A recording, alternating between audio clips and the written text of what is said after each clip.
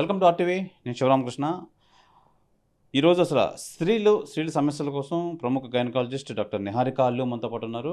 Doctor గారిని అడిగి మనం తెలుసుకునే ప్రయత్నం అయితే చేద్దాం. డాక్టర్ గారు నమస్తే మేడం. నమస్కారం. నేను doctor Niharika Allu, consultant obstetrician and gynaecologist at Birthright by Rainbow Hospitals, Visakhapatnam. Doctor garu, ఈ రోజుల్లో యుక్త వయసు అంటే ఎంత సంవత్సరాలుగా ఏమైనా మారిందా ఇప్పుడు ప్రస్తుతం? సో బేసికలీ ఒక 10 years బ్యాక్ వరకు మనకి ప్యూబర్టీ అనేది ఆల్మోస్ట్ ఒక 10 to 12 years అట్లాగా స్టార్ట్ అయ్యేది. సో ఇప్పుడు ఏంటంటే మనకి ఆల్మోస్ట్ పిల్లలు సెకండ్ స్టాండర్డ్, థర్డ్ స్టాండర్డ్ అంటే 8 to 9 yearsకే మనము వాళ్ళు ప్యూబర్టీకి రీచ్ అవ్వడం అనేది చూస్తున్నాం. ఇట్ ఈస్ బేసికలీ మనకి మన అంటే లైఫ్ స్టైల్ చాలా చాలా మారింది. ఎక్సర్సైజ్ పిల్లలకి అంత ఉండట్లేదు. డైట్ ఫుడ్ కూడా జంక్ ఫుడ్ ఎక్కువ అవుతుంది. సో అందరు పిల్లలు చాలా వెయిట్ ఎక్కువ ఉంటున్నారు ఫర్ దేర్ ఏజ్. సో అందుకు కొంచెం ప్యూబర్టీ అనేది చాలా ఎర్లీగా చూస్తున్నాం ఈ మధ్య కాలంలో. యుక్త వయసులో సాధారణ సమస్యలు ఏంటంటే ఉంటాయి మేడం? సో మేజర్గా మనకి ప్యూబర్టీ వచ్చినప్పుడు పీరియడ్స్ అనేవి ఇర్రెగ్యులర్గా ఉంటాయన్నమాట. సో అంటే ఒకసారి నెలసర్లు స్టార్ట్ అయిన తర్వాత ఇనీషియల్ 2 to 3 years మనకి డెఫినెట్గా పీరియడ్స్ ఇర్రెగ్యులర్గా ఉంటాయి. ఆ ఇర్రెగ్యులారిటీ ఒక్కొక్కసారి ఒక 2-3 నెలల వరకు కూడా ఉంటుంది. సో ఒక్కొక్కసారి ఏం చేస్తారంటే పేరెంట్స్ రావట్లేదు కదా అని అలా వదిలేస్తారు. సో 6 months, 1 year వరకు కూడా రావట్లేదని ట్రీట్ చేయకుండా వదిలేస్తారు. సో అలాంటప్పుడు వాళ్ళకి చాలా హెవీగా పీరియడ్స్ వచ్చినప్పుడు బ్లీడింగ్ అవ్వడం ఇలాంటివి జరుగుతాయి. చాలా ఎనీమిక్ అయిపోతారు పిల్లలు. సో ఈ ఇర్రెగ్యులారిటీ కామన్ అయినా కానీ మీకు ఎప్పుడైనా డౌట్ ఉన్నప్పుడు గైనకాలజిస్ట్ని కన్సల్ట్ చేసి అది ఆ ఏజ్కి కరెక్టా కాదా అనేది డెఫినెట్గా తెలుసుకోవాలి. అలా కాకుండా కూడా పిల్లలకి జనరల్గా మనకి ఈ ముటుములు, హెయిర్ గ్రోత్ ఎక్కువ ఉండడం, వెయిట్ గెయిన్ ఎక్కువ ఉండడం ఇలాంటివన్నీ ఈ ఏజ్ గ్రూప్లో జనరల్గా మనం కామన్గా చూస్తామన్నమాట. ఈ వయసులో తీసుకోవాల్సిన టీకాలు ఏమైనా ఉన్నాయా? సజెస్ట్ చేస్తారా? చాలా మంచి క్వశ్చన్ అండి. యూజువల్లీ పిల్లలు ఎదిగాక మనకి ఇంకా వ్యాక్సిన్స్ ఏమీ లేవు అని అనుకుంటాము. బట్ చాలా చాలా ఇంపార్టెంట్ వ్యాక్సిన్ ఏంటంటే సర్వైకల్ క్యాన్సర్ ప్రివెన్షన్కి ఇచ్చే వ్యాక్సిన్ అండి. అది హెచ్పివి వ్యాక్సినేషన్ అంటాము. సో 9 to 14 years ఏజ్ గ్రూప్లో మనము ఒక 2 doses అంటే ఈరోజు తీసుకుంటే తర్వాత సెకండ్ డోస్ ఏమో 6 months తర్వాత ఇవ్వాల్సి వస్తుంది. So 2 doses cervical cancer vaccine మనం కానీ ఇస్తే ఈ పిల్లలకి almost 100% protection against cervical cancer ఉంటుంది. సో వ్యాక్సిన్ బట్టి మనకి ప్రొటెక్షన్ ఉట్టి సర్విక్స్ క్యాన్సర్స్ కాకుండా మనకి ఏనల్ క్యాన్సర్స్ కానీ, వెజైనల్ క్యాన్సర్స్ కానీ, వల్వల్ క్యాన్సర్స్ కానీ అన్నిటికీ కూడా ఉంటుంది. సో ఇది చాలా చాలా ఇంపార్టెంట్. అండ్ ఇది ఓన్లీ గర్ల్స్లో కాకుండా బాయ్స్లో కూడా మనము ఈ 2 doses అనేవి 9 to 14 years ఏజ్ గ్రూప్లో ఈ 2 doses అనేవి వాళ్ళకు కూడా ఇవ్వచ్చు. వాళ్ళు తీసుకుంటే వాళ్ళకు కూడా penis cancers, anal cancers, throat cancers రాకుండా మనకి ప్రొటెక్షన్ ఉంటుంది. సో ఈ వ్యాక్సిన్స్ ఈ ఏజ్ గ్రూప్లో చాలా చాలా ఇంపార్టెంట్ అండి. యుక్త వయసులో మీకు PCOS అంటే సంభవించే దీర్ఘకాలిక సమస్యలు అసలు ఏమిటి అసలు? సో పీసీఓ అనేది మనం డయాగ్నోస్ చేసేది మనకి పీరియడ్స్ బాగా ఇర్రెగ్యులర్గా ఉండడం, అంటే క్రమంగా నెల నెల పీరియడ్స్ రాకుండా 2 నెలలకి 3 నెలలకి వచ్చిన వాళ్ళకి, ప్లస్ వాళ్ళకి ఫేస్ మీద చాలా హెయిర్ గ్రోత్ ఉండి లేకపోతే ముటుమలు ఎక్కువ ఉన్న వాళ్ళకి, ప్లస్ వాళ్ళకి స్కాన్లోని ఏమైనా అండాశయంలో సిస్ లాంటివి ఏర్పడినప్పుడు మనం పీసీఓ అనేది డయాగ్నోస్ చేస్తాము. సో యూజువల్లీ అడాలసెంట్ ఏజ్ గ్రూప్లో మనం అంత త్వరగా పీసీఓ అనేది డయాగ్నోసిస్ చెయ్యము.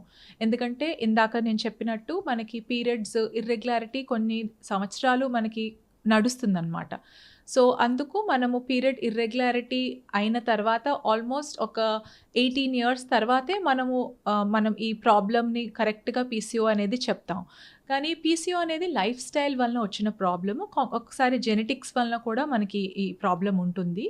సో మనకి పీసీఓఎస్ కానీ ఉంటే వెయిట్ గెయిన్ అనేది చాలా ఈజీగా అవుతారు, అంత త్వరగా వెయిట్ లాస్ చేయలేరు. సో ఇలాంటి వాళ్ళకి exercise and weight reduction programs చాలా ఇంపార్టెంట్. ఎందువల్లంటే వాళ్ళు ఇప్పుడు ఈ వెయిట్ లాస్ అన్నీ చేయకుండా పీసీఓ అనేది ట్రీట్మెంట్ తీసుకోకపోతే ఫ్యూచర్లో వాళ్ళకి ఇలాంటి పిల్లలకి మనకి షుగర్ కానీ, బీపీ కానీ, అండ్ ఒబేసిటీ ఎక్కువ అవ్వడం కానీ, స్లీప్ యాప్నియాస్ అంటాం, కార్డియాక్ ప్రాబ్లమ్స్, మెటబాలిక్ డిజార్డర్స్ ఇలాంటి పిల్లలకి ఏర్పడడానికి చాలా చాలా హై రిస్క్ ఉంటుందండి. సో అందుకే పీసీఓ అనేది డయాగ్నోసిస్ కరెక్ట్‌గా, టైమ్లీగా చేసి అలాంటి వాళ్ళని లైఫ్ స్టైల్ మోడిఫికేషన్స్‌కి మనం చాలా చాలా కన్విన్స్ చేసి కౌన్సిల్ చేయాల్సొస్తదనమాట. డాక్టర్ గారు, గర్భధారణకు ప్లాన్ చేయడానికి సరైన సమయం ఎప్పుడు? ప్రెగ్నెన్సీ ఆలస్యం చేయాలనుకుంటే ఎలాంటి సమస్యలుంటాయి? So usually correct time to plan pregnancy is anywhere between 25 years to 35 years అండి యూజువల్‌గా. So 25-30 is preferable. బట్ మనం 35 వరకు ప్లాన్ చేయొచ్చు. ఎందుకంటే 35 దాటాక యూజువల్లీ మనకి అండాశయాల్లో ఉండే అండాలు నెమ్మదిగా నంబర్ అనేది తగ్గిపోతుంది. సో నంబర్ క్వాలిటీ కూడా తగ్గిపోతుంది. సో 2 తగ్గడం వల్ల మనకి ప్రెగ్నెన్సీ అవకాశం కూడా తగ్గిపోతుంది. సో ప్రెగ్నెన్సీ రావడం అనేది కష్టమవుతుంది. సో అందుకు మనము ఈ టైమ్ లైన్‌లో ప్లాన్ చేసుకోవడం అనేది చాలా ముఖ్యం. గానీ ఈ మధ్య కాలంలో అందరూ అమ్మాయిలు చదువుకుంటున్నారు. అందరూ సెటిల్ అవ్వాలనుకుంటున్నారు. సెటిల్ అవ్వకుండా ప్రెగ్నెన్సీ ప్లాన్ చేసుకోకూడదనుకుంటున్నారు. సో అది చాలా చాలా మంచి విషయం. సొసైటీ యాజ్ సచ్ మనం ఎదుగుతున్నాం కాబట్టి it is very important for financial independence also for women. We are celebrating women's day. So మనకి financial independence of women is equally important. కానీ దీనివల్ల మనం ఒకటి గుర్తుపట్టట్లేదు ఏంటంటే మనకి ప్రెగ్నెన్సీ అనేది మనం ప్లాన్ చేసుకోవాలన్నప్పుడు మనం ఇవన్నీ ప్లాన్ చేసుకున్నాక అప్పుడు ప్రెగ్నెన్సీ ప్లాన్ చేసుకోవాలనుకుంటే మనకి ప్రెగ్నెన్సీ కష్టం అవ్వచ్చు. ఇన్ఫర్టిలిటీ ప్రాబ్లమ్స్ రావచ్చు. సో లేట్ చెయ్యాలి సోషల్ రీజన్స్ కోసం అనుకునే వాళ్ళు ఎగ్ ఫ్రీజింగ్ అనేది ఉంటుందండి. సో ఎగ్ ఫ్రీజింగ్ ఎట్లా అంటే మనము అండాశయాల్లోంచి ఎగ్స్‌ని తీసి ఆటిల్ని ఫ్రీజ్ చేసుకోవచ్చు. ఇది సుమారుగా ఒక 10 సంవత్సరాల వరకు మనం ఫ్రీజ్ చేసుకోవచ్చు. సో మనం రెడీగా ఉన్నామో ప్రెగ్నెన్సీ ప్లాన్ చేసుకోవడానికి అప్పుడు మనం ఇది యూజ్ చేసుకొని ప్రెగ్నెన్సీ ప్లాన్ చేసుకోవచ్చు. సో డిలే చెయ్యాలి అనుకునే వాళ్ళు గైనకాలజిస్ట్ దగ్గరికి వెళ్ళి ఈ విషయాన్ని ఒకసారి డిస్కస్ చేసి వాళ్ళ యాక్చువల్ ఫర్టిలిటీ ప్రస్తుతానికి ఎలా ఉందో, డిలే చేస్తే ప్రాబ్లమ్స్ ఏముంటాయో ఇవి కనుక్కొని ప్రొసీడ్ అవ్వడం అనేది మంచిది. డాక్టర్ గారు, ప్రీ కన్సెప్షనల్ కౌన్సిలింగ్ ముఖ్యమా? అది ఎంతవరకు అవసరం? సో ప్రీ కన్సెప్షనల్ కౌన్సిలింగ్ అనే కాన్సెప్ట్ ఏంటంటే యూజువల్‌గా మేము చూసేది పేషెంట్స్ మా దగ్గరికి వచ్చేది ప్రెగ్నెన్సీ అయిపోయిన తర్వాత, అంటే ప్రెగ్నెన్సీ టెస్ట్ పాజిటివ్ అయిన తర్వాత వస్తారు. సో దాని తర్వాత మేము చాలా వరకు బేబీస్‌లో ప్రాబ్లమ్స్ రావడం గానీ, లేకపోతే ప్రెగ్నెన్సీలో కాంప్లికేషన్స్ రావడం గానీ చూస్తూ ఉంటాం అనమాట. సో ఇవి అవాయిడ్ చేయడానికి మనం ప్రెగ్నెన్సీ ప్లాన్ చేసుకునే ముందే మనం అన్నీ కరెక్ట్‌గా ఉన్నాయా లేదా అనేది చూసుకొని ప్రెగ్నెన్సీ ప్లాన్ చేసుకోవడాన్నే మనం ప్రీ కన్సెప్షనల్ కౌన్సిలింగ్ అనేది అంటామన్నమాట. సో అంటే మన బాడీలో ఎనీమియా ఏమైనా ఉందా, మనకి హిమోగ్లోబిన్ కరెక్ట్‌గా ఉందా లేదా, ప్రెగ్నెన్సీ ప్లాన్ చేసుకోవడానికి మన బాడీ టాలరేట్ చేస్తుందా లేదా, ప్లస్ మనకి థైరాయిడ్ ప్రాబ్లమ్స్ ఏమైనా ఉన్నాయా, మనకి family history of any BP కానీ, షుగర్ కానీ, థైరాయిడ్ ఏమైనా ఉందా, ఇవన్నీ ఉంటే మనం ముందే టెస్టులు చేసుకొని మనకి ఏమైనా ప్రాబ్లమ్స్ ఉంటే వాళ్ళని ట్రీట్ చేసుకొని అప్పుడు ప్రొసీడ్ అవ్వాలి. సిమిలర్గా చాలామందికి మేనరికం కూడా అవుతుంది. మన సౌత్‌లో చాలా కామన్ అది. సో మేనరికం ఉన్నప్పుడు కూడా మనకి బేబీస్‌లో జెనెటిక్ ప్రాబ్లమ్స్, అంటే ఆ ఫ్యామిలీలో ఉన్న problems generation to generation pass on అవ్వచ్చు. ఒక్కొక్కసారి ఫ్యామిలీలో ప్రాబ్లమ్స్ లేకపోయినా కొత్తగా మనకి ప్రాబ్లమ్స్ రావచ్చు. ఎందుకంటే జీన్స్ అనేవి ఇద్దరి దగ్గరికి జీన్స్ ఉంటాయి. సో ఆ రెండిటి వల్ల మనకి genetic problems in the baby రావచ్చు. సో ఇలాంటి ప్రాబ్లమ్స్ ఉన్న వాళ్ళకి, లేకపోతే ఆల్రెడీ మనకి ఏమైనా హెల్త్ ఇష్యూస్ ఉన్న వాళ్ళకి, లైక్ ఇప్పుడు యాంగ్జైటీ డిజార్డర్స్, డిప్రెషన్ చాలా ఎక్కువగా ఉంటున్నాయి. సో పేషెంట్స్ ఆల్రెడీ మెడికేషన్ మీద ఉంటున్నారు. సో వాళ్ళు ట్రీట్మెంట్ తీసుకునే మెడికేషన్‌తో ప్రెగ్నెన్సీ ప్లాన్ చేయడం అనేది కరెక్టా? లేదా మనం టాబ్లెట్స్ ఏమైనా ప్రెగ్నెన్సీకి ముందే మార్చుకోవాలా? ఏమైనా మనకి హార్ట్ ప్రాబ్లమ్స్ ఉన్నప్పుడు, any health issues, long term health issues ఉన్న వాళ్ళు కూడా మనకి మెడికేషన్ ఏమైనా చేంజ్ చేసుకోవాలా ప్రెగ్నెన్సీ ప్లాన్ చేసుకునే ముందు అనేది చూసుకోవాలి. ప్లస్ మనకి కొన్ని ఇన్ఫెక్షన్స్ కూడా ప్రెగ్నెన్సీలో రావచ్చు. Like rubella. సో అవి ప్రెగ్నెన్సీలో వస్తే బేబీస్‌కి చాలా ప్రాబ్లమ్ ఉంటుంది. సో ఇలాంటి ఇన్ఫెక్షన్స్ గురించి మనం ముందే టెస్ట్ చేసుకొని, దానికి కూడా మనం వ్యాక్సిన్ తీసుకొని మనం ప్రొసీడ్ అవ్వడం అనేది మంచిది. సో ఇవన్నీ చేయడాన్నే ప్రీ కన్సెప్షనల్ కౌన్సిలింగ్ అంటాము. సో ప్రెగ్నెన్సీ ప్లాన్ చేసుకోవాలి అని అనుకునే వాళ్ళు డాక్టర్ దగ్గరికి వచ్చి ఇవన్నీ హిస్టరీ క్లియర్గా క్లారిటీతో డాక్టర్తో మాట్లాడి తర్వాత మనం ప్రెగ్నెన్సీ ప్లాన్ చేసుకునే ముందు ఫోలిక్ యాసిడ్ అనే ఒక ఇది సప్లిమెంట్గా తీసుకోవాలన్నమాట. సో దాంతో మనకి బేబీస్లో ప్రాబ్లమ్స్ అనేవి తక్కువ అవుతాయి అండ్ కాంప్లికేషన్స్ కూడా డ్యూరింగ్ ప్రెగ్నెన్సీ అనేవి తక్కువ అవుతాయి. డాక్టర్ గారు 30 ఏళ్ళ వయసులో స్త్రీలలో మనం చూసే సాధారణ గైనిక్ సమస్యలు ఏమిటి? సో యూజువలీ మనకి ఈ ప్రెగ్నెన్సీ అయిపోయిన తర్వాత మనం 30 to 40 ఏజ్ గ్రూప్లో మనకి గైనెక్ కంప్లైంట్స్తో రెగ్యులర్గా పేషెంట్స్ వస్తూ ఉంటారు. మోస్ట్ కామన్ ఏంటంటే హెవీ బ్లీడింగ్ అండి. చాలా చాలా హెవీగా పీరియడ్స్ ఫ్లో అవ్వడం, పీరియడ్స్ టైంలో పెయిన్ రావడం, ఇలాంటి కంప్లైంట్స్తో వస్తారు. సో ఇది మనకి ప్రాబ్లమ్స్ లైక్ ఫైబ్రాయిడ్స్ కానీ, పాలిప్స్ కానీ, ఎడినోమయోసిస్ కానీ, ఒక్కొక్కసారి మనకి ఓవరీలో సిస్ ఉంటాయి, ఎండోమెట్రియోసిస్ అంటాం. సో ఇలాంటి ప్రాబ్లమ్స్ వల్ల మనకి కామన్గా డాక్టర్ దగ్గరికి పేషెంట్స్ రావడం జరుగుతుందన్నమాట. సో ఇది ఒక హెవీ బ్లీడింగ్ అనేది ఒక మేజర్ ప్రాబ్లము. అలా కాకుండా రికరెంట్గా మనకి వెజైనాలో ఇన్ఫెక్షన్స్ వస్తాయి. సో దాని గురించి కూడా చాలా కామన్గా హాస్పిటల్కి వస్తూ ఉంటారనమాట. సో ఇలాంటి ప్రాబ్లమ్స్ మనము ఈ ఏజ్ గ్రూప్లో యూజువల్గా చూస్తాము. అండ్ అన్ప్లాన్డ్ ప్రెగ్నెన్సీస్, అంటే ప్రెగ్నెన్సీ ఒకటి అయిపోయిన తర్వాత సెకండ్ ప్రెగ్నెన్సీ వద్దు అని అనుకున్నా కానీ ఏమి ప్రెగ్నెన్సీకి జాగ్రత్తలు తీసుకోకుండా అన్ప్లాన్డ్గా ప్రెగ్నెన్సీస్తో, సో ఇవన్నిటికీ కాంట్రసెప్షన్ అనేది మనం కరెక్ట్గా వాడాలి.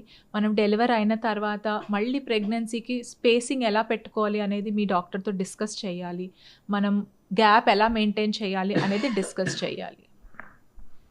చిన్న వయసులో ఫైబ్రాయిడ్లు ఎలా చికిత్స పొందుతాయి, ఎన్ని సమయాల్లో శస్త్రచికిత్స అవసరం ఉంటుంది? సో మనం ఫైబ్రాయిడ్స్ ఉంటే యూజువలీ పేషెంట్స్ వచ్చినప్పుడల్లా నాకు ఫైబ్రాయిడ్ అన్నారండి, నాకు సర్జరీ పడుతుందా, గర్భసంచి తీసేయాల్సిన అవసరం పడుతుందా అనే క్వశ్చన్ ఎప్పుడు అడుగుతారు. సో యూజువలీ యంగర్ ఏజ్ గ్రూప్లో మనం ఫైబ్రాయిడ్స్ని చూసినప్పుడు మనం అది మెడికల్గా కూడా మేనేజ్ చేయొచ్చు. అఫ్కోర్స్ అది ఎక్కడుంది పొజిషను, సైజ్ ఎలా ఉంది, పేషెంట్ ఏమైనా మనకి ఫర్దర్గా ప్రెగ్నెన్సీ ప్లాన్ చేస్తున్నారా లేదా, వాళ్ళకి ఫ్యామిలీ కంప్లీట్ అయిందా లేదా, ఇవన్నీ చూసుకొని డెసిషన్ తీసుకుంటాం. బట్ యూజువలీ ఫస్ట్ మన treatment will not be surgical management. Hysterectomy first line అవ్వదు. సో యూజువల్లీ మనం మెడికల్గా మేనేజ్ చేస్తాం. సో ఫైబ్రాయిడ్ సైజ్ అనేది ష్రింక్ చేయడానికి మనం మందులు వాడి, ఆ మందులు వాడిన తర్వాత మనకి సైజ్ తగ్గిందా లేదో చూసుకొని మనకి సిమ్టమ్స్ లైక్ హెవీ బ్లీడింగ్ కానీ లేకపోతే మనకి పెయిన్ రావడం కానీ ఇవన్నీ మనకి తగ్గాయా లేదో చూసుకొని అప్పుడు మనం యూజువల్లీ తప్పదు అని అనుకుంటేనే మనం హిస్టెక్టమీ అంటే గర్భసంచి తీయడం అనేది జరుగుతుంది. లేకపోతే యూజువల్లీ యంగర్ ఏజ్ గ్రూప్లో మనం మెడికల్గానే ఈ ఫైబ్రాయిడ్స్ని మేనేజ్ చేయడానికి చూస్తాం. గర్భాశయ క్యాన్సర్ కోసం మనం ఎలా పరీక్షించాలి, ఏ వయసు వరకు స్క్రీనింగ్ చేయాలి? సో గర్భాశయం ముఖద్వారం అంటే సర్విక్స్ని క్యాన్సర్ తో మనకి చాలా చాలా లేట్గా ప్రెజెంట్ చేస్తుంది అనమాట. సో యూజువలీ సర్వైకల్ క్యాన్సర్ అనేది సిమ్టమ్స్ వచ్చి మనం తెలుసుకునే లోపు అది ఆల్రెడీ స్టేజ్ 3 స్టేజ్ 4లోకి వెళ్ళిపోతుంది. సో దాని తర్వాత ట్రీట్మెంట్ చేసినా పెద్దగా మనం అంటే లైఫ్ రిస్క్ చాలా ఎక్కువ ఉంటుందన్నమాట. సో ఇవి డిటెక్ట్ చేయడానికి మనం స్క్రీనింగ్ అనేది చేస్తాం. సో దాన్ని మనం ప్యాప్ స్మియర్ స్క్రీనింగ్ అంటాము. సో అది యూజువల్గా మనం సెక్షువల్గా యాక్టివ్ అయిన దగ్గర నుంచి, సో యూజువల్గా ఒక 25 years నుంచి ఎవ్రీ 3 to 5 years మనం ఈ టెస్ట్ అనేది చేయాలి. సో ఈ ప్యాప్ స్మియర్ టెస్ట్ అనేది అందరూ ఆడవాళ్ళు, సెక్షువల్గా యాక్టివ్ ఉన్న అందరు ఆడవాళ్ళు చేయించుకోవాలండి till the age of 65 years. So 65 yearsకి మనం రెగ్యులర్గా చేయించుకున్నప్పుడు 2 years అంటే ఒక 3 to 5 years గ్యాప్లో చేయించుకున్నప్పుడు ఒక లాస్ట్ 2 times మనకి నెగిటివ్ ఉంటే ఇంకా ఫర్దర్గా మనం ఈ టెస్ట్ అనేది చేయించుకోనక్కర్లేదు. సో యూజువల్గా ఈ టెస్ట్లో మనకి ఏం ప్రాబ్లం లేదు అనేది తెలిస్తే మనకి సర్విక్స్ క్యాన్సర్ వచ్చే రిస్క్ చాలా తక్కువ ఉంటుందన్నమాట. సో ఇది మనం టెస్ట్ చేసేది మనకి ప్రస్తుతానికి ఏమైనా సర్వైకల్ క్యాన్సర్ ఉందా, లేదంటే మనకి ప్రీ క్యాన్సర్ అంటే క్యాన్సర్ వచ్చే అవకాశం ఏమైనా ఉందా లేదా తెలుసుకోవడానికి మనం చేస్తాం ఈ టెస్ట్.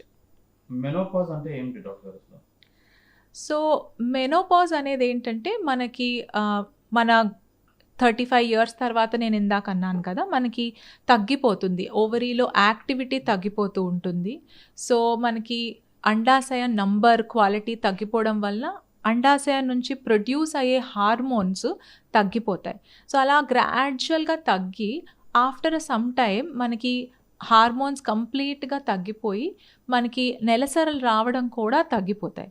సో, ఈ హార్మోన్ తగ్గిపోవడం వలన మనకి నెలసరులు ఆగిపోతాయి. సో, 1 కంప్లీట్ ఇయర్ వరకు మనకి నెలసరులు ఆగిపోతేనే మనం దాన్ని మెనోపాజ్ అంటాం. సో, యూజువల్లీ మన ఇండియన్ సినారియోలో 47, 48 ఇయర్స్‌కి అలాగా మనం ఈ మెనోపాజ్ అనేది యూజువల్‌గా చూస్తాం.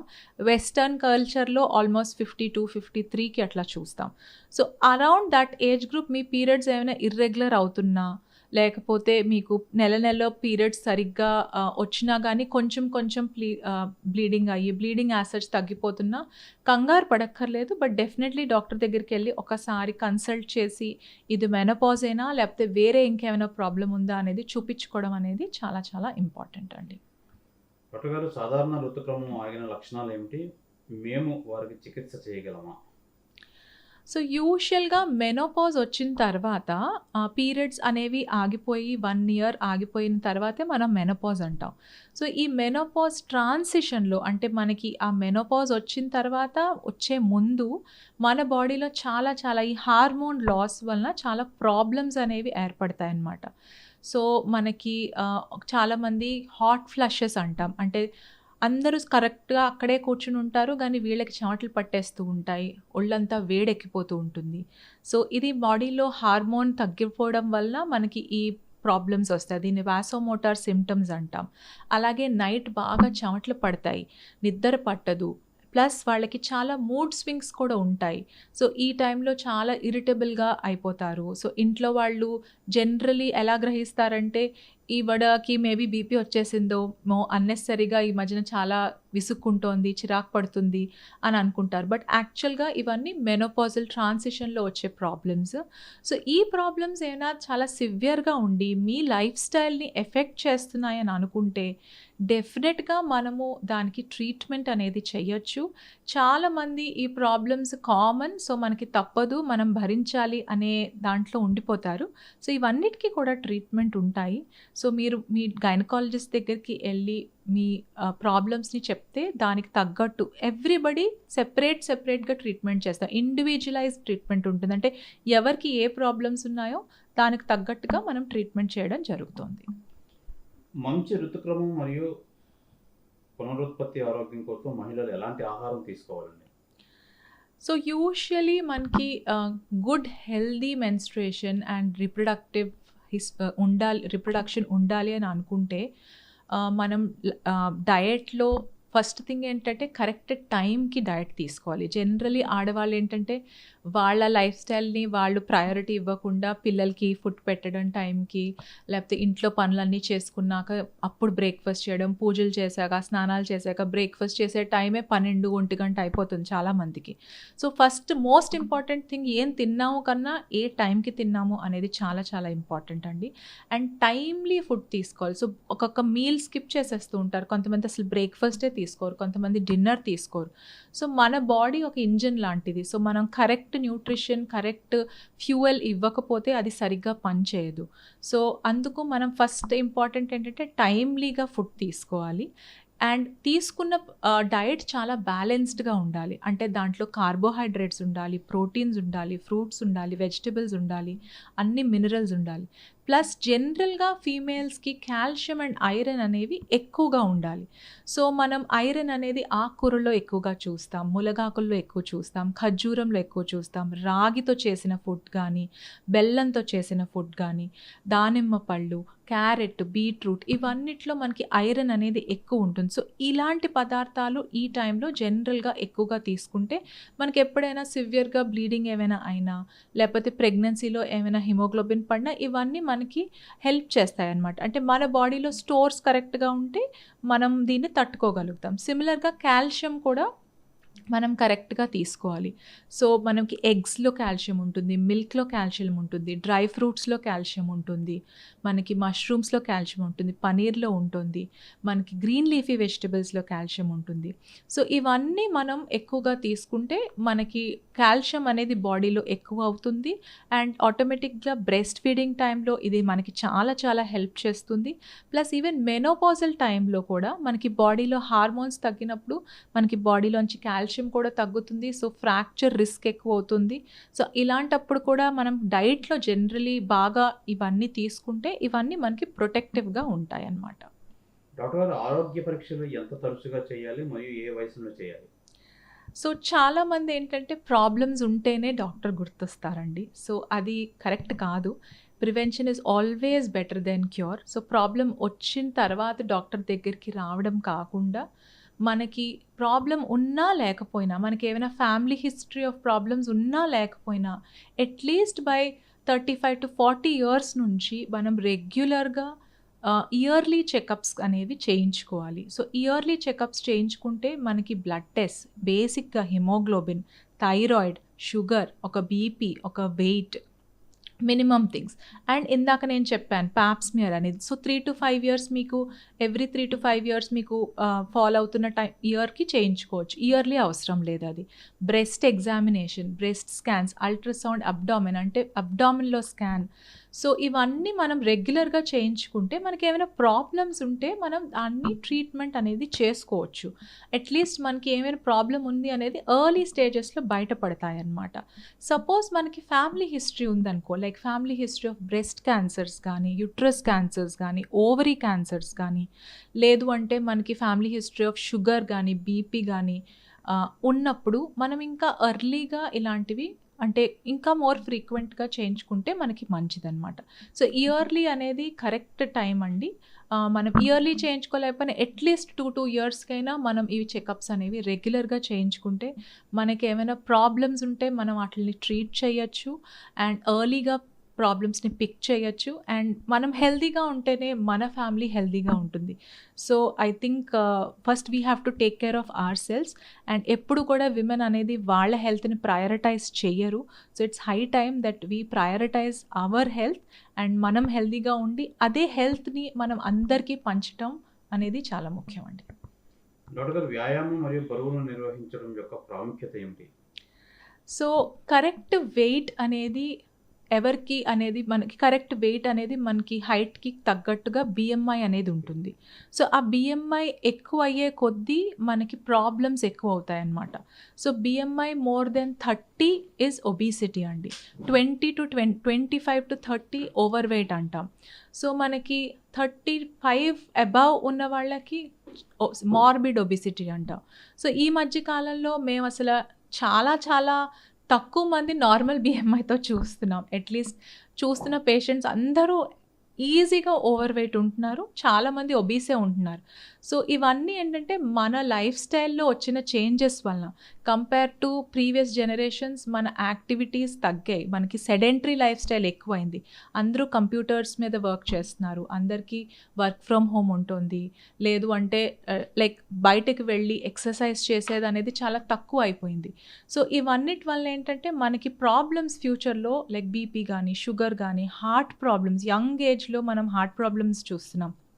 ఈవెన్ విమెన్లో, మెన్ అని కాదు, 40 ఇయర్స్కి 35 ఇయర్స్కి సడన్గా హార్ట్ ప్రాబ్లమ్స్ వచ్చి సడన్గా డెత్ అయినవి చాలా కామన్గా వింటున్నాం. సో ఇవన్నీ ఏంటంటే మనకి ఫిజికల్ ఫిట్నెస్ లేకపోవడం వలన. సో ఇవంతా మనం కరెక్ట్గా ఉండాలి అంటే మనం ఫిట్గా ఉండాలి. So fitness comes from exercise. So exercise అనేది should be part and parcel of our life. అంటే మనం ఫుడ్ ఎలా తింటున్నామో ఎక్సర్సైజ్ కూడా అలాగే రోజు చేయాలి.